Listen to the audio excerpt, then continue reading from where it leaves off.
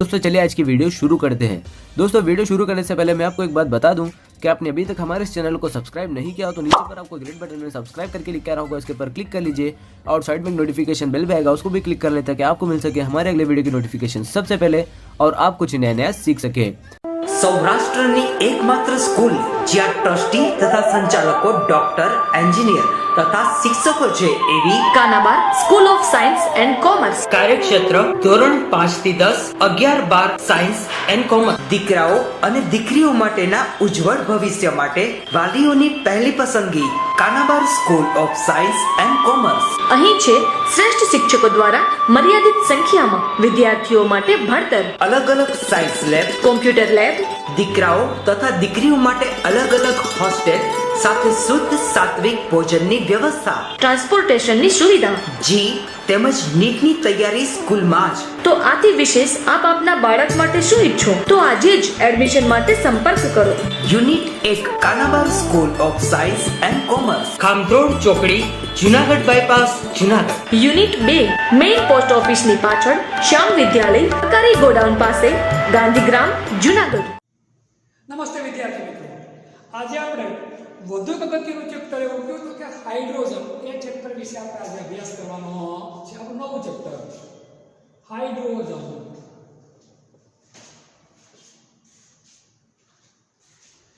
એકદમ સહેલું અને અગત્યનું ચેપ્ટર, બહુ સહેલું અને અગત્યનું ચેપ્ટર છે અને ભણવાની મજા આવે એવું ચેપ્ટર છે।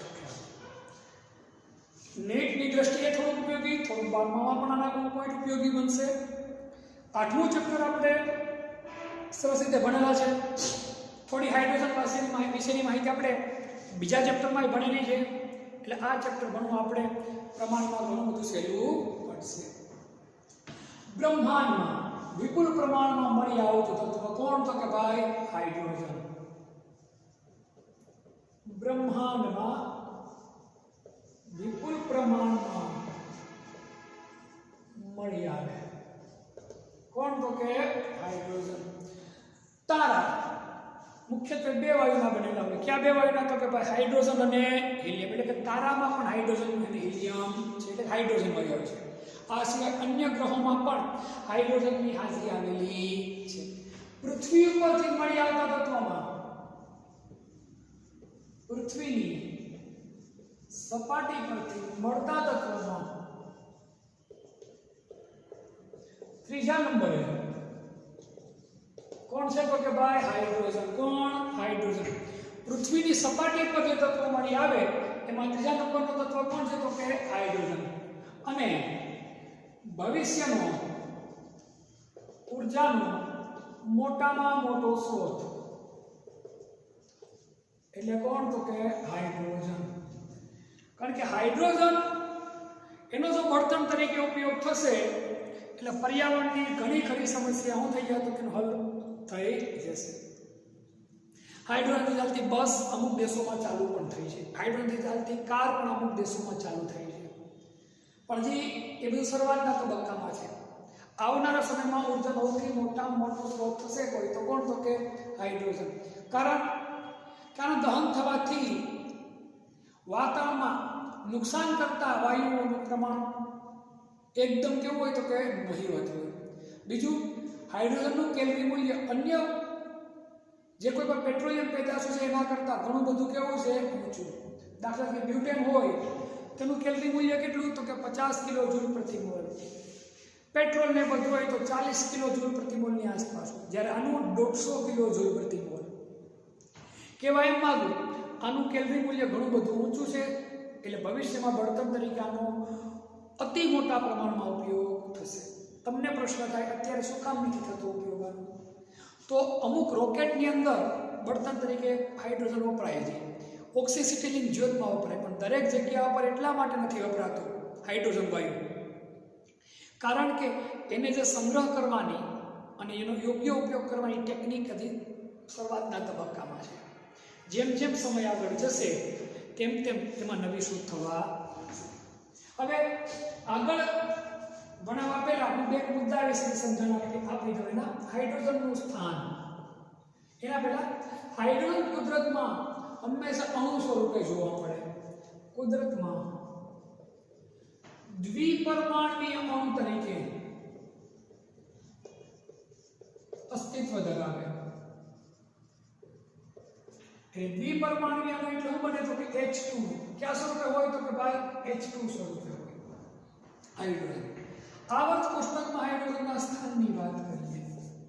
હાઇડ્રોજનનો પરમાણુ ક્રમાંક 1. પરમાણુ ક્રમાંક કેટલો? 1. એ નિયમ મુજબ પહેલા આવર્તમાં હોવો જોઈએ. કયા આવર્તમાં હોવું જોઈએ તો કે ભાઈ પહેલા આવર્તમાં. શું કામ? પરમાણુ ક્રમાંક 1, ઇલેક્ટ્રોન રચના 1.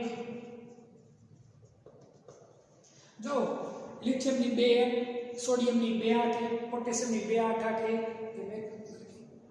પછી અધાતુ સાથે પ્રક્રિયા કરી અને શું કરે તો કે ઇલેક્ટ્રોન ગુમાવે અથવા ઇલેક્ટ્રોનની ભાગીદારી કરે, શબ્દ લખાય.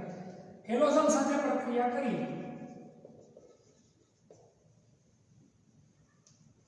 હેલોજન સાથે હેલાઇડ બનાવે.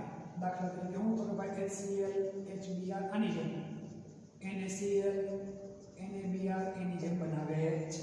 એટલે કેટલા આવર્તમાં હોવું જોઈએ? પહેલા આવર્તમાં. અમુક વૈજ્ઞાનિકોએ એવું કીધું કે 17મા સમૂહમાં હોવું જોઈએ.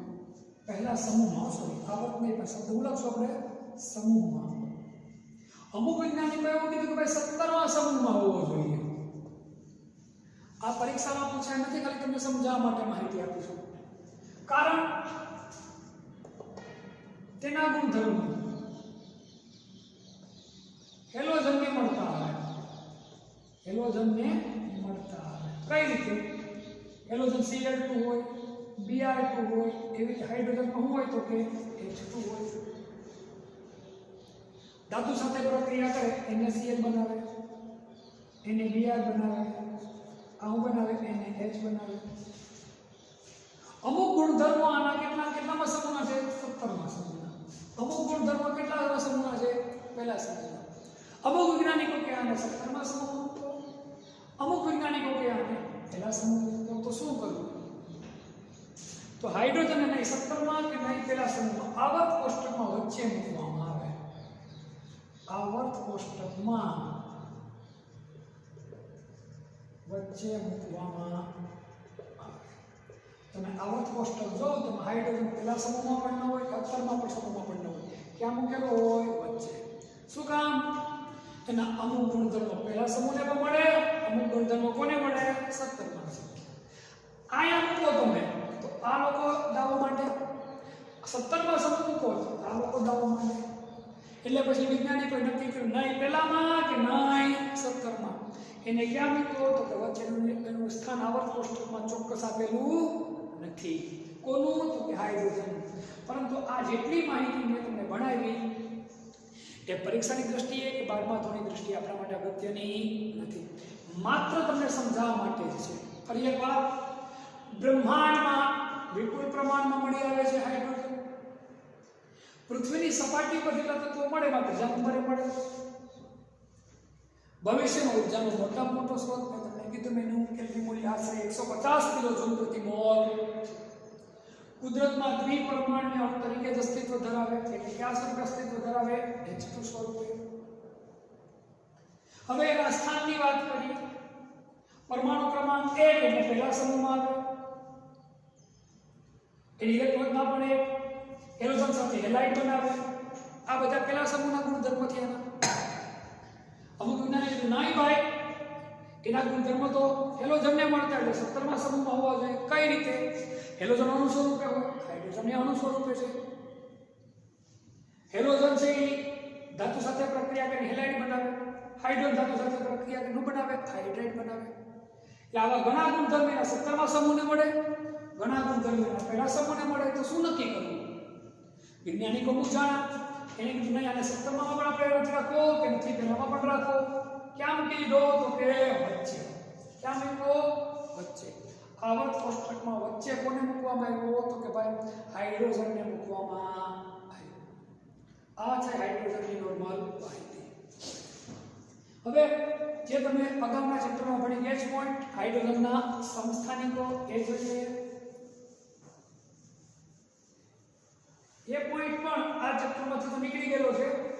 અગાઉ આપણે બીજા ચેપ્ટર વખતેની માહિતી ભણેલા છે, છતાં પણ થોડી ઘણી માહિતી એના વિશે પણ આપણે સમજી લઈએ. એમાં વધુ ટાઈમ આપણે બગાડશું નહીં.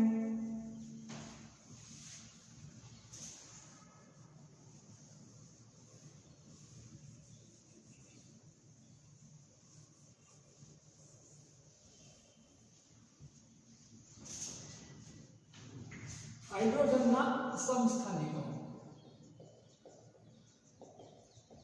આના મુખ્યત્વે 3 સમસ્થાનિક છે. ક્યાં ક્યાં? તો કે હાઇડ્રોજન, ડ્યુટેરિયમ અને કયો તો કે ભાઈ ટ્રિટિયમ. સંજ્ઞા H D T. પરમાણુ ક્રમાંક 1, પરમાણુ ભાર 1, પરમાણુ ક્રમાંક 1, પરમાણુ ભાર 2, પરમાણુ ક્રમાંક 1, પરમાણુ ભાર 3. પ્રોટોન 1 1 1. ઇલેક્ટ્રોન 1 1 1. ન્યુટ્રોન 0 1. આને તમે આમ અને આમ અને આમ લખો તો ખોટું પડે નહીં. વધુ ડિટેલમાં આપણે જવું નથી. આમાં ટ્રિટિયમ છે રેડિયો સક્રિય છે. તો છે તો કે ભાઈ રેડિયો સક્રિય અથવા રેડિયો એક્ટિવ. તેનું અર્ધ આયુષ્ય T1/2.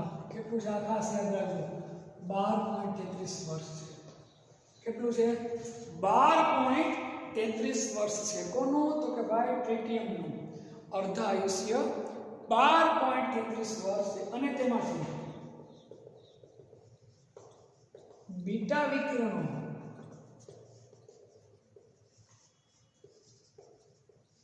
ઉત્સર્જિત થાય. ક્યાં વિકિરણો ઉત્સર્જિત થાય? તો કે ભાઈ બીટા વિકિરણો. ઓછી ઊર્જા ધરાવતા બીટા વિકિરણો ઉત્સર્જિત થાય. આટલી માહિતી આપણે નોર્મલી અગાઉ ભણી ગયા છે કે તમને રિવિઝન જ કરેલી. આમાં આપણે કશું નવો અભ્યાસ કર્યો નથી.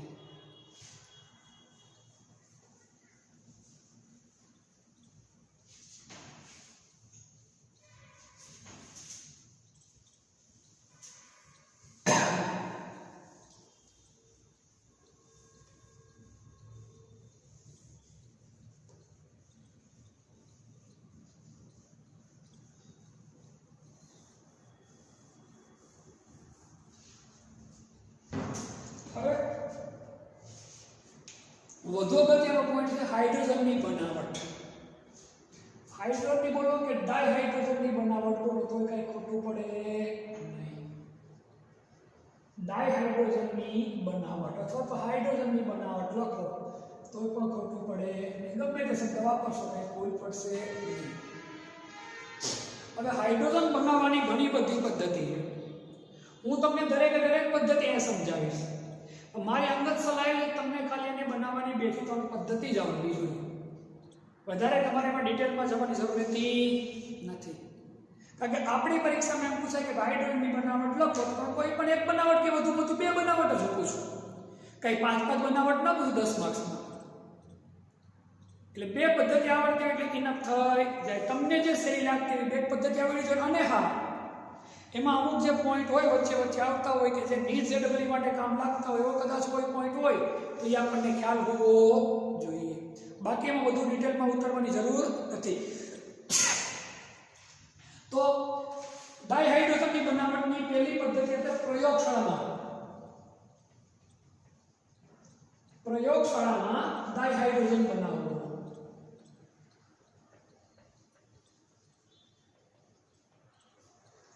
ડાયહાઇડ્રોજન વાયુ બનાવવાનું છે, પણ ક્યાં બનાવવાનું છે? તો કે પ્રયોગશાળામાં. આપણી લેબમાં તમારે લોકોએ ડાયહાઇડ્રોજન વાયુ બનાવવો હોય તો કઈ રીતે બનાવવાનું? તો દાણાદાર ઝીંક. કેવો? તો કે ભાઈ દાણાદાર કણી સ્વરૂપનું ઝીંક. એની તમે એસિડ સાથે પ્રક્રિયા કરાવો, હાઇડ્રોક્લોરિક એસિડ સાથે. એટલે શું મળશે? ઝીંક ક્લોરાઇડ. અને જે વાયુ છૂટો પડે વાયુ કેવો હોય? હાઇડ્રોજન. ફરી પહેલી વાત, દાણાદાર ઝીંકની હાઇડ્રોક્લોરિક એસિડને બદલે તમે સલ્ફ્યુરિક એસિડ સાથે પ્રક્રિયા કરો. કોની સાથે પ્રક્રિયા કરો? સલ્ફ્યુરિક એસિડ સાથે. તો ઝિંક સલ્ફેટ બને વત્તા કયો હોય છૂટો પડે? હાઇડ્રોજન.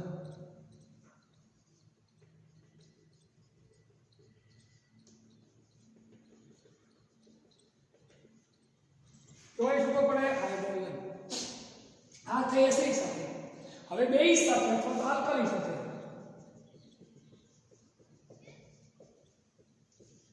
ઝિંકની NaOH સાથે પ્રક્રિયા કરાવો. કોની સાથે પ્રક્રિયા કરાવો? NaOH સાથે.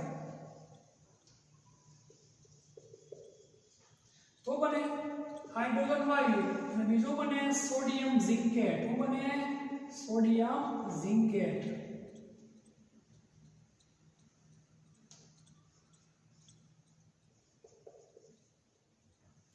સોડિયમ ઝિંકેટ બને છે. તો આ થઈ પ્રયોગશાળામાં હાઇડ્રોજન વાયુ બનાવવાની રીત. કેમાં? પ્રયોગશાળામાં. તમને પરીક્ષામાં પૂછાય પ્રયોગશાળામાં હાઇડ્રોજન વાયુ બનાવવાની રીત લખો, તો તમારે ખાલી એટલું જ લખવાનું, દાણાદાર ઝીંકની હાઇડ્રોક્લોરિક એસિડ સાથે પ્રક્રિયા કરતા હાઇડ્રોજન વાયુ મળે છે. આ સમીકરણ લખી નાખો, વાત થઈ ગઈ પૂરી. તમને આ સહી લાગે કેમ લખવાનું? દાણાદાર ઝીંકની સલ્ફ્યુરિક એસિડ સાથે પ્રક્રિયા કરતા હાઇડ્રોજન વાયુ મળે છે. આ સમીકરણ લખી નાખો, વાત થઈ જાય. આલ્કલી સાથે પ્રક્રિયા કરો, દાણાદાર ઝીંકની અથવા ઝીંકની એમ લખો તો યાદ છે. સોડિયમ હાઇડ્રોક્સાઇડ સાથે પ્રક્રિયા કરતા હાઇડ્રોજન વાયુ મળે છે. આ સમીકરણ લખી નાખો. આને શું કહેવાય? Sodium zincate. તો આ થઈ પ્રયોગશાળામાં હાઇડ્રોજન વાયુ બનાવવાની રીત. હવે આપણે વ્યાપારિક ઉત્પાદન હાઇડ્રોજન વાયુનું કઈ રીતે થાય આપણે જોઈ લઈએ. વ્યાપારી ધોરણે હાઇડ્રોજન વાયુનું ઉત્પાદન કઈ રીતે થાય જોઈ લઈએ. સ્ક્રીનશોટ આનો લઈ લેજો.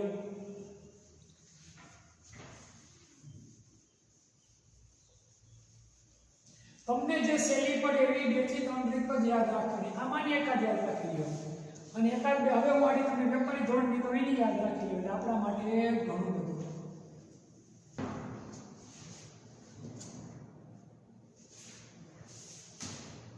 ડાયહાઇડ્રોજનનું વ્યાપારી ધોરણે ઉત્પાદન.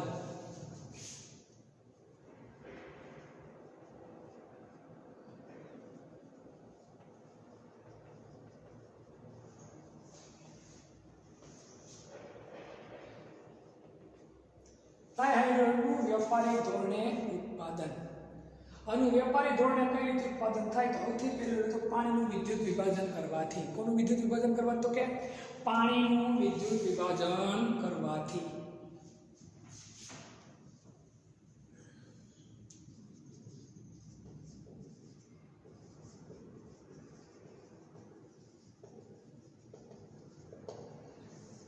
કઈ રીતે પાણી? તો પ્લેટિનમ વિદ્યુત ધ્રુવની મદદથી અથવા એનો ઉપયોગ કરીને.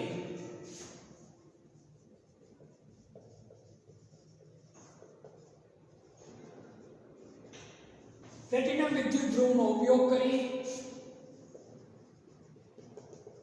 એસિડિક પાણીનું વિદ્યુત વિભાજન કરવાથી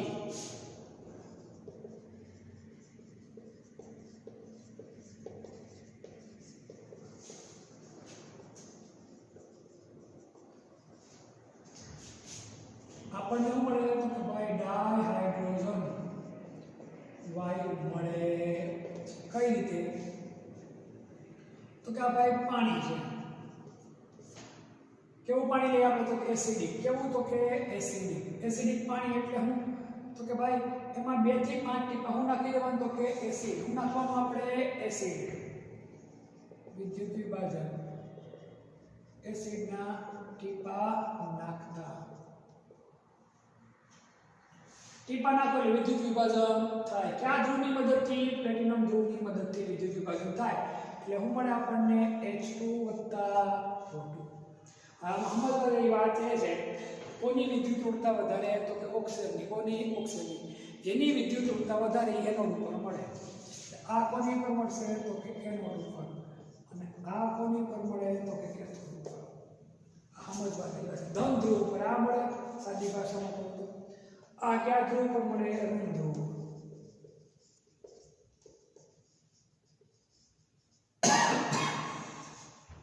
આ વિદ્યુતનો ઉપયોગ કરવાની વાત અહીંયા આવે. આ થાય પાણીનું વિદ્યુત વિભાજન કરી અને હાઇડ્રોજન વાયુ મેળવવાની પહેલી પદ્ધતિ. એકદમ સહેલી પદ્ધતિ છે, આમાં કાંઈ નવું કરવાનું નથી. ફરી એકવાર પાણીનું વિદ્યુત વિભાજન. પ્લેટિનમ વિદ્યુત ધ્રુવનો ઉપયોગ કરી એસિડિક પાણીનું વિદ્યુત વિભાજન કરવાથી આપણને શું મળે? તો કે ભાઈ ડાયહાઇડ્રોજન વાયુ મળે છે. પાણી એસિડિક ના ટીપાને એટલે કેવું થઈ ગયું? એસિડિક. એનું વિદ્યુત વિભાજન કરો તમે એટલે હાઇડ્રોજન અને ઓક્સિજન મળે. પણ કયા ધ્રુવ પર શું મળે? યાદ રાખવાનું. જેની વિદ્યુત ઋણતા ઓછી હોય એ ઋણ ધ્રુવ પર મળે, વધુ હોય કયા ધ્રુવ પર મળે? ધન ધ્રુવ પર મળે, વિરુદ્ધ ધ્રુવ પર. આ ખબર હોવી. સ્ક્રીનશોટ લઈ લેવાનો, પછી બીજી પદ્ધતિ તમને શીખવાડું.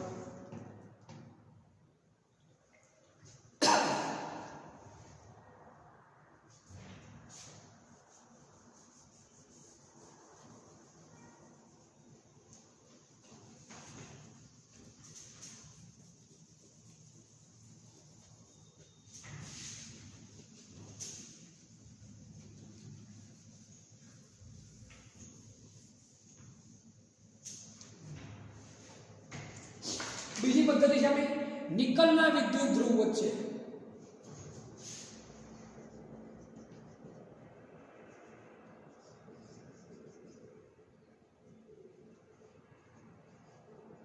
નિકલ વિદ્યુત ધ્રુવની વચ્ચે ગરમ બેરિયમ હાઇડ્રોક્સાઇડ. કોણ? તો કે ભાઈ ગરમ બેરિયમ હાઇડ્રોક્સાઇડ.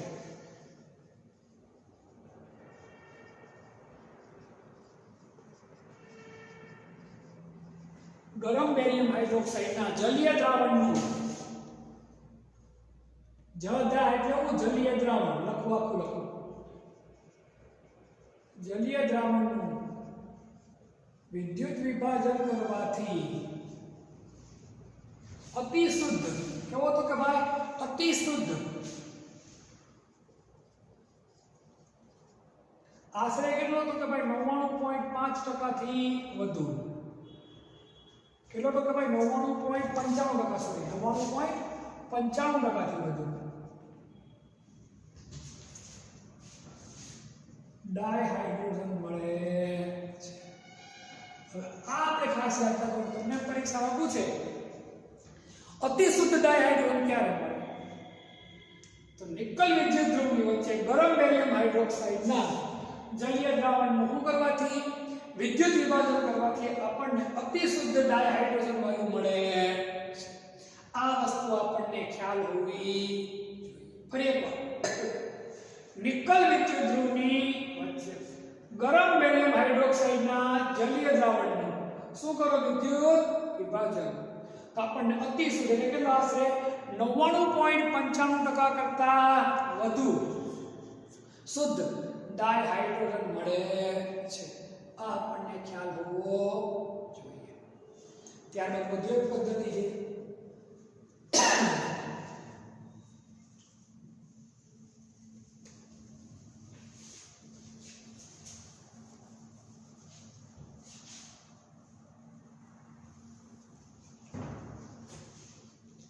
ક્ષારવાળું પાણી, દરિયાનું ખારું પાણી.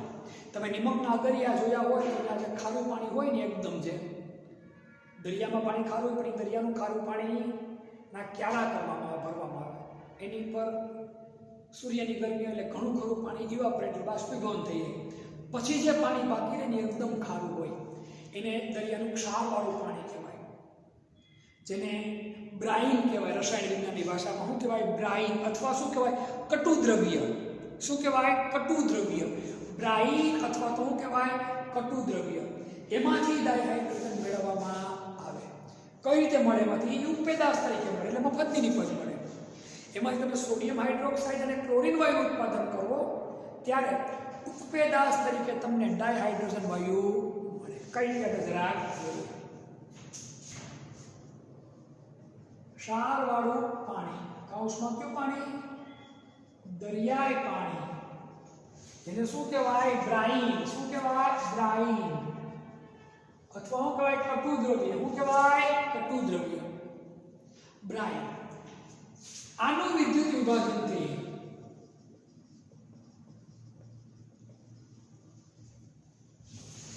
NaOH અને ક્લોરીન વાળું એટલે Cl2 મેળવવા માટે Cl2 આના વિદ્યુત વિભાજનથી NaOH અને Cl2 ના ઉત્પાદન દરમિયાન ડાયહાઇડ્રોજન ઉપપેદાશ તરીકે મળે. ઉપપેદાશ એટલે વધારાની નિપજ. મૂળભૂત કામ તો તમે આ કરો, રસ્તામાં તમને આ મફતમાં એમનો વધારો મળી જાય. કોણ મફતમાં વધારો મળી જાય? ડાયહાઇડ્રોજન. કઈ રીતે? તો ચોપડીમાં જે સમીકરણ છે એના કરતા હું તમને બહુ સહેલું ટૂંકું સમીકરણ આપણે આ જોઈએ.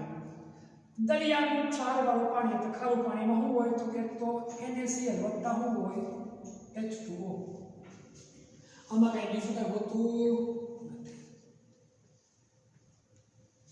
તો આ NaCl જે આનું વિદ્યુત વિભાજન થાય આનું વિભાજન નામ બનશે Na પ્લસ કેટલા 2 Cl માઈનસ Cl માઈનસ પછી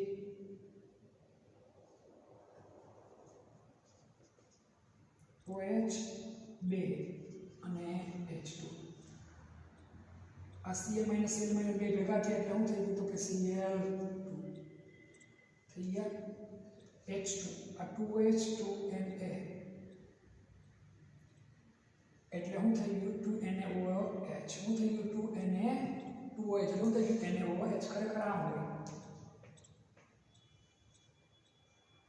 આ બંને ભેગા થશે એટલે શું થઈ જાય તો કે Cl જોઈએ કઈ રીતે તો સમીકરણ લખ્યું મેં શું લખ્યું તો કે ભાઈ પાણી અને બીજું શું તો કે ભાઈ ક્ષાર NaCl આ બંને વચ્ચે પ્રક્રિયા થાય એટલે તો શું બનશે NaOH કેટલા મોલ મળશે બે આ બગડતા સમીકરણને સંતુલિત કરવા માટે બીજું આપણે કયો વાયુ મેળવીએ તો કે ક્લોરીન અને ત્રીજું શું મળશે તો કે હાઇડ્રોજન સમીકરણ સંતુલિત છે કે નહીં જોઈએ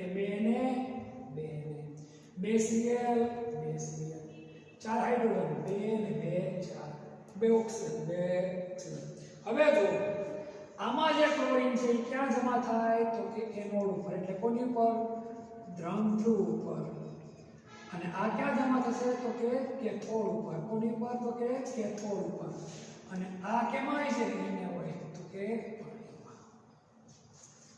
મૂળભૂત તમે બનાવતા આ બે વસ્તુ આ તો તમને શું મળી ગઈ તો કે ભાઈ વધારાની નિપજ જેને શું કહેવાય ઉપપેદાશ શું કહેવાય ઉપપેદાશના નામે આપણે ઓળખીએ છીએ તો ક્ષારવાળું પાણી દરિયાઈ પાણી આ વિદ્યુત વિભાજનથી NaOH અને Cl2 ના ઉત્પાદન દરમિયાન ડાયહાઇડ્રોજન વાયુ ઉપપેદાશ તરીકે મેળવવામાં આવે છે ખાસ કરીને દરિયાઈ પટ્ટી ઉપર જે મોટા મોટા કારખાના આવી બધી વસ્તુના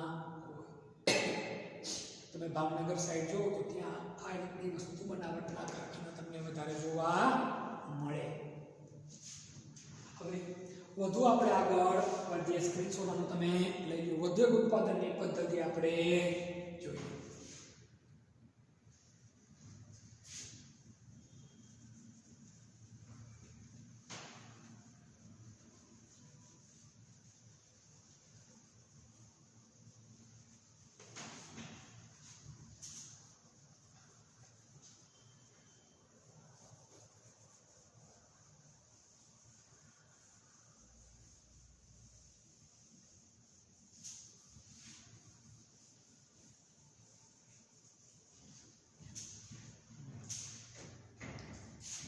ऊंचा तापमाने केवा तापमाने तो कि भाई ऊंचा तापमाने हाइड्रोकार्बन के ऊंचा तापमाने हाइड्रोकार्बन कार्बन के कोक कार्बन ने स्वरूप छिद्राल स्वरूप के भाई कोक हाइड्रोकार्बन के कोक साथे पाणीनी वराळनी निकल उद्दीपकनी हाजरीमां पानी वराळ ने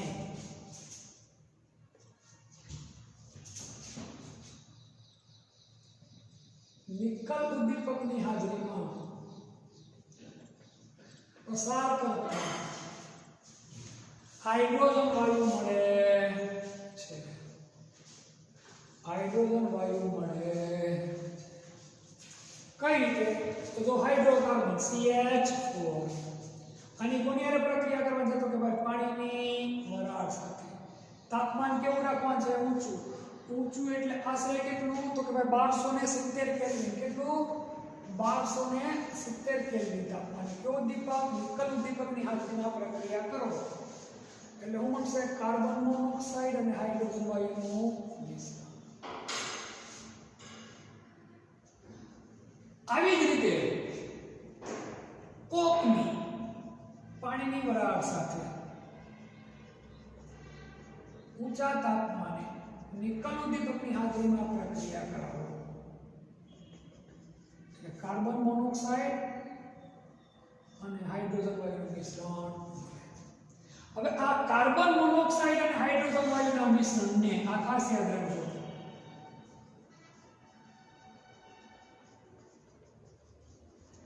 કાર્બન મોનોક્સાઇડ અને હાઇડ્રોજન વાયુના મિશ્રણને શું કહેવાય? જળવાયુ. શું કહેવાય? જળવાયુ કહેવાય. અથવાનું બીજું નામ છે સીન ગેસ.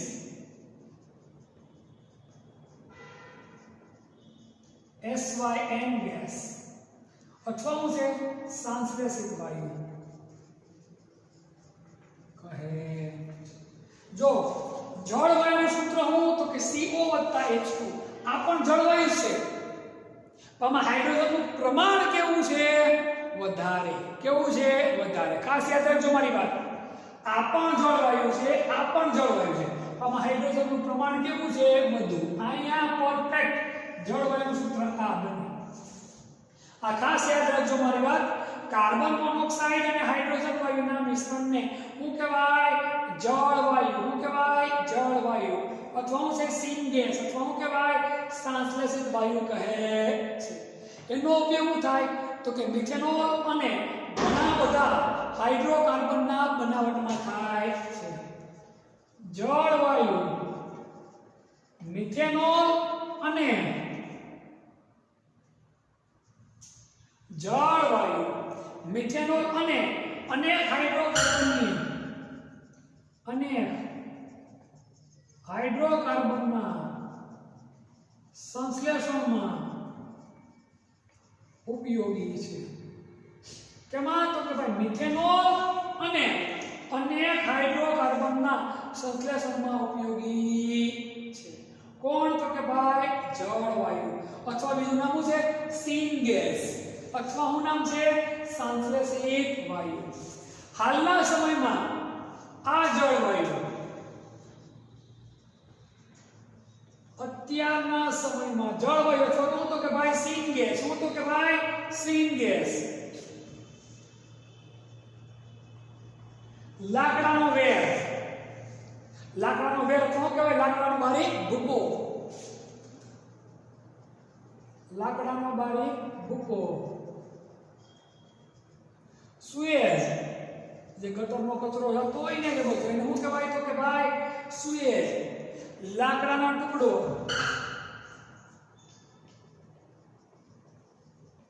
અને સમાચાર પત્રોમાંથી અથવા તો છાપાના કાગળમાંથી બને છે.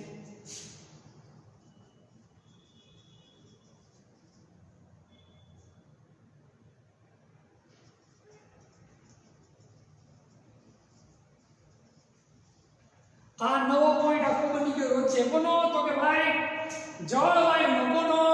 જળવાયુ. યાદ રાખજો. પરીક્ષામાં સવાલ કોઈ જળવાયુ સમજાવો તો ગરમ કરેલા અથવા ઊંચા તાપમાન હાઇડ્રોકાર્બન કે કાર્બન પાણીની વરાળ સાથે નિકલ ઉદ્દીપકની હાજરીમાં પ્રક્રિયા કરતા આપણને શું મળ્યો? જળવાયુ. શું મળ્યો? જળવાયુ મળે. કાર્બન મોનોક્સાઇડ અને હાઇડ્રોજનના મિશ્રણને શું કહેવાય? જળવાયુ. એનું બીજું નામ છે સીન ગેસ. ત્રીજું નામ છે સંશ્લેષિત વાયુ. એમાંથી શું બને? તો કે મિથેનોલ અને ઘણા બધા પ્રકારના હાઇડ્રોકાર્બન સંયોજનો બનાવવા માટે ઉપયોગી છે. અત્યારે આ જળવાયુ કે સીન ગેસ કેમાંથી બને? લાકડાના બારીક ભૂકામાંથી, સુએજમાંથી, લાકડાના ટુકડામાંથી અને સમાચાર સમાચાર પત્રના કાગળમાંથી બને છે. ઉતરે છે વાત મગજમાં, ખાસ આ વાત મગજમાં રાખી લો. ફરી એકવાર હાઇડ્રોજનનું તો ઉત્પાદન ભણીએ તો ભેગા ભેગ નવો પોઈન્ટ આપણે આવી ગયો વચ્ચે. કયો? તો કે ભાઈ જળવાયુ. કયો? જળવાયુ. ઊંચા તાપમાને હાઇડ્રોકાર્બન કે કોક સાથે પાણીની વરાળને નિકલ ઉદ્દીપકની હાજરીમાં પસાર કરતા હાઇડ્રોજન વાયુ મળે છે.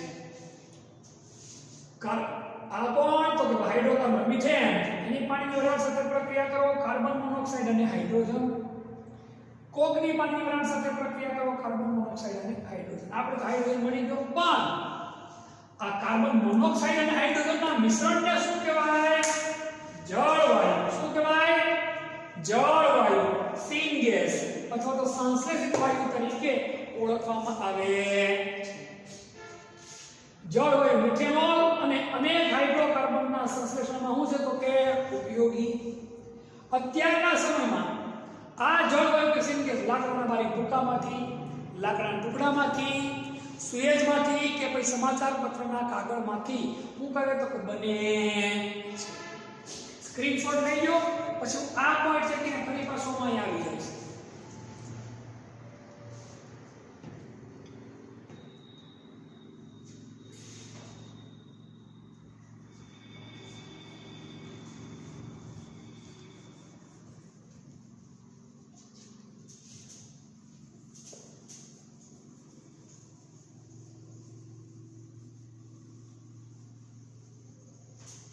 હવે આ કોલસો અથવા તો કોક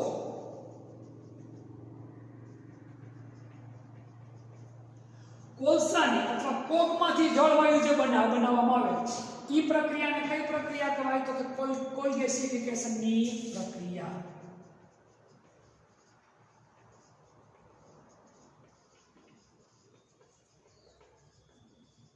સમજો, કોક એટલે કોલસામાંથી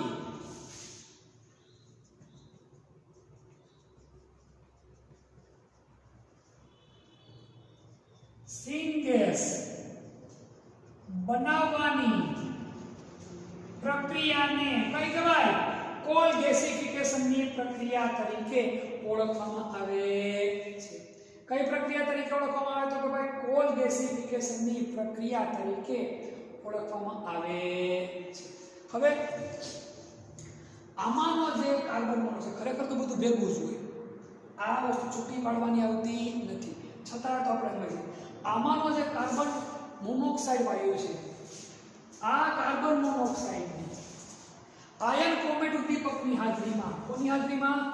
આયન ક્રોમેટ ઉદ્દીપકની હાજરીમાં પાણીની વરાળ સાથે પ્રક્રિયા કરતા. કોની સાથે પ્રક્રિયા કરતા? તો કે ભાઈ પાણીની વરાળ સાથે પ્રક્રિયા કરતા કાર્બન ડાયોક્સાઇડ અને બીજું બને હાઇડ્રોજન. શું બને? હાઇડ્રોજન. અહીંયા જો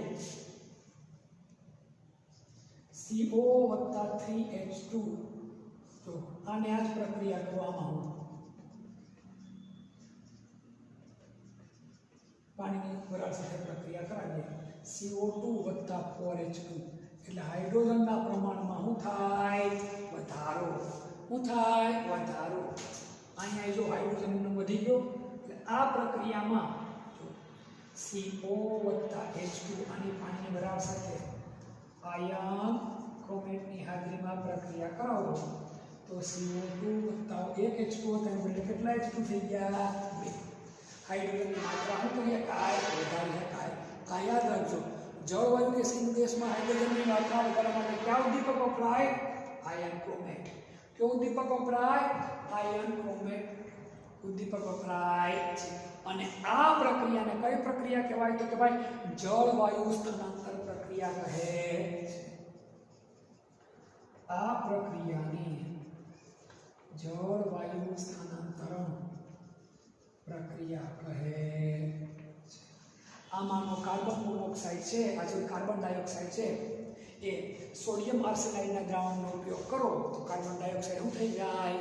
દૂર. ખરેખર તો વજનમાં હલકો કોણ હોય? તો કે હાઇડ્રોજન મસ્ત જ પહેલાં ઉપર આવી જાય. છતાં પણ સોડિયમ આર્સેનાઇડના દ્રાવણનો ઉપયોગ કરીએ આપણે તો કાર્બન ડાયોક્સાઇડ શું થઈ જાય? દૂર થઈ જાય છે. અત્યારના સમયમાં જેટલું હાઇડ્રોજન બનાવવામાં આવે એમાં 77% હાઇડ્રોજન છે એ કેમાંથી મળે? તો કે પેટ્રોરસાયણમાંથી. કેમાંથી? પેટ્રોરસાયણમાંથી 77% હાઇડ્રોજન બનાવવામાં આવે છે. 18% કેમાંથી? તો કે કોલસામાંથી. કેમાંથી? કોલસામાંથી. 4% જલીય દ્રાવણના વિદ્યુત વિભાજનથી અને 1% અન્ય સ્ત્રોતનો ઉપયોગ કરીને.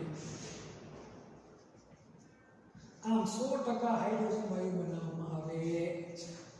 આટલી બધી પદ્ધતિ ભણ્યા, પરંતુ આપણે માત્ર યાદ રાખવાનું કેટલી કોઈ પણ પદ્ધતિ, એક આ જળવાયુ યાદ રાખવાની, વચ્ચેના બે પોઈન્ટ. બીજું ક્યારે 99.95% કરતાં વધુ એટલે અતિ શુદ્ધ ડાયહાઇડ્રોજન બનાવવાની પદ્ધતિ. બસ આટલી વસ્તુ આપણે યાદ રહેવી જોઈએ. એટલે આપણા માટે ઘણું. એના ગુણધર્મો, ભૌતિક ગુણધર્મો, રાસાયણિક ગુણધર્મો કંઈ આપણા માટે 12 કોર્સમાંથી, સિલેબસમાંથી કાઢેલા છે. ઉપયોગિતાની તમે નોર્મલ વાત કરી દો. ભવિષ્યની ઉર્જાનો મોટામાં મોટો સ્ત્રોત છે. હાઇડ્રોજન વાયુ છે એ ઓક્સી વેલ્ડિંગ જ્યોત, ઓક્સી એસિટિલિન જ્યોત કહેવાય છે. વેલ્ડિંગમાં વપરાય. ધાતુ કાપવા માટે, ધાતુનું વેલ્ડિંગ કરવા માટે એમાં પણ હાઇડ્રોજન વાયુ ઉપયોગી છે. અનેક પ્રકારના સંયોજનો બનાવવા માટે હાઇડ્રોજન વાયુ આપણને ઉપયોગી છે. એની ઉપયોગિતા અનેક જગ્યા પર ઘણી બધી છે. વિશેષ એમાં આપણે અને રસાયણ વિજ્ઞાનની અંદર અસંખ્ય સંયોજનો બનાવવા માટે હાઇડ્રોકાર્બન સંયોજનો ઉપયોગી આપણા બધા માટે છે. હવે આપણે આ સાથે આ ચેપ્ટરમાં અહીંનું આપણે કામ કરીએ પૂરું. હવે હાઇડ્રાઇડ સંયોજનો વિશે આપણે અભ્યાસ નેક્સ્ટ લેક્ચરની અંદર કરશું.